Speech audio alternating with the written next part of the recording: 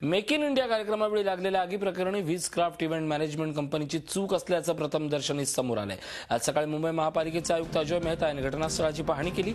या आगीमुळे सुमारे 8 ते 10 कोटींचं नुकसान झालंय। वीज क्राफ्ट मॅनेजमेंट कंपनीची audio system, sound system, electric साहित्य, स्टेज, पडदे, खुर्च्या आणि 2 क्रेन पूर्णपणे जळाल्या आहेत।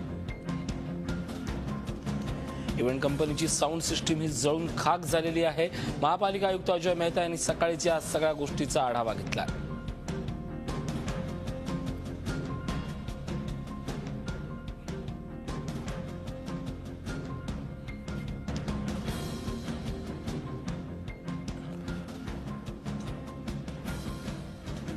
मेक इन इंडियाच्या महाराष्ट्र योजने कार्यक्रमादरम्यान स्टेजला मोठी आग लागल्याने एकच खळबळ उडाली। कार्यक्रमाचं स्टेज संपूर्णपणे जळून खाक झालं। कार्यक्रमाला सुरुवात झाली आणि अवघ्या काही मिनिटांमध्येच या आगीचा वणवा पेटला। गिरगाव चौपाटीवर आयोजित केलेल्या या कार्यक्रमात हा दुर्दैवी असा प्रकार घडला। वाऱ्यामुळे ही आग पसरत गेली आणि आगीनं रौद्र रूप धारण केलं। या कार्यक्रमाला अनेक दिग्गजांनी उपस्थिती लावली। विशेष म्हणजे देवेंद्र फडणवीस, शिवसेना पक्षप्रमुख उद्धव ठाकरे, सुभाष देसाई यांच्यासमोर बॉलिवूडचे अभिनेते अमिताभ बच्चन, आमिर खान, हेमा मालिनी यासारख्या अनेक दिग्गजांचा कार्यक्रम इथं सादर होणार होता। मात्र त्यापैकी केवळ अमिताभ बच्चन आणि हेमा मालिनी यांच्या परफॉर्मन्सनं या कार्यक्रमाची दिमागदार सुरुवात झाली। मात्र एका छोट्याशा फटाक्यामुळे लागलेल्या आगीचं रौद्र रूप इथं पाहायला मिळालं। 14 फायर ब्रिगेडच्या गाड्या आणि 10 वॉटर टँकर्स आणि 7 अँब्युलन्स घटनास्थळी रवाना झाल्या। अखेर तासाभरात ही आग विझवण्यात अग्निशमन दलाला यश आलं। यात जीवितहानी झाली नसती तरी या कार्यक्रमाला आगीमुळे गालबोट लागलं। महाराष्ट्राचं दर्शन या कार्यक्रमातून घडणार होतं, मात्र या आगीनं सगळ्या कार्यक्रमावर पाणी फिरलं। दरम्यान पोलिसांनी आणि अग्निशमन दलाच्या प्रसंगावधानामुळे उपस्थितांचे प्राण वाचले।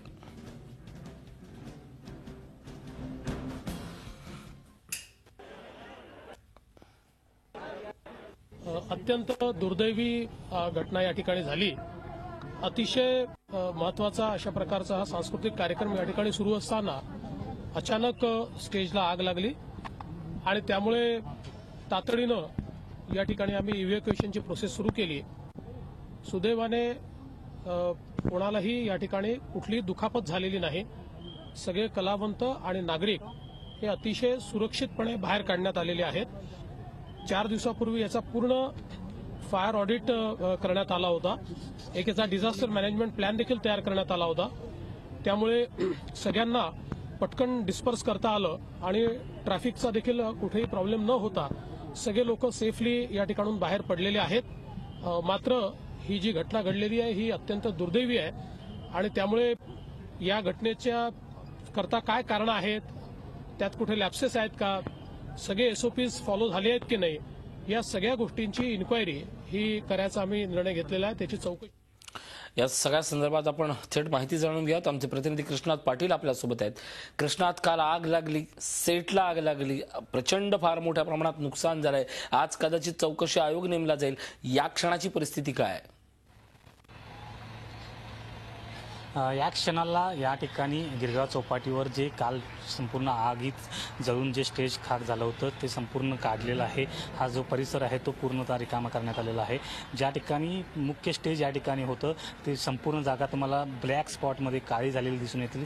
संपूर्ण जी वाळू आहे ती पूर्ण हटवली जाते। जे साहित्य जळून खाक झालं होतं ते पूर्णतः काढून डंपरमध्ये भरवलं जातं। त्याचबरोबर या ठिकाणी इतर जे साईडला जे स्टेज हे करण्यात आले होते, मंडप घालण्यात आले होते, ते देखील काढले जात आहेत। परंतु या दुर्घटनेमध्ये जवळपास 8 ते 10 कोटी रुपयांचं नुकसान जे आहे ते झाल्याचं समजतंय आणि या ठिकाणी ज्या मोठ्या 2 क्रेन या ठिकाणी कोट्यवधी रुपयांच्या लावण्यात आल्या होत्या त्या देखील जळून खाक झालेल्या आहेत। संपूर्णतः त्या तशाच स्थितीत अवस्थेत त्या ठिकाणी उभ्या करण्यात आलेल्या आहेत आणि जीवितहानी जरी टळली असली तरी मोठं आर्थिक नुकसान जे आहे ते या ठिकाणी झालेलं दिसून येते।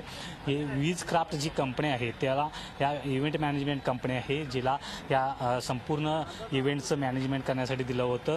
प्रथमदर्शनी सांगण्यात येतं की या कंपनीचीच अशा प्रकारची चुकी जी आहे ती दिसून येते, कारण जी संपूर्ण मॅनेजमेंट आहे त्याचबरोबर हे शॉर्ट सर्किटमुळे आग लागली की काय हे संपूर्णतः तपासानंतरच पुढील। परंतु अशा प्रकारच्या इव्हेंट जो आहे तो इव्हेंटमध्ये अशी दुर्दैवी घटना घडलेली आहे। सुदैवानं फायर ब्रिगेड आणि मुंबई पोलिसांनी चांगलं काम केलेलं आहे। संपूर्ण गिरगाव चौपाटी संपूर्ण परिसर मोकळा असल्यामुळे आणि चारी बाजूनं जे जागा खुली असल्यामुळे कुठलीही दुर्घटना जी जीवितहानी आहे ती या ठिकाणी घडली नाही। परंतु मोठ्या प्रमाणात वित्तीय नुकसान जे आहे ते या ठिकाणी झालेलं दिसून येते. ऋषी, नक्कीच धन्यवाद कृष्णात. या महत्त्वाच्या माहितीबद्दल आमचे प्रतिनिधी कृष्णात पाटील आपल्यासोबत होते. झी 24 तास रहा एक पाऊल पुढे.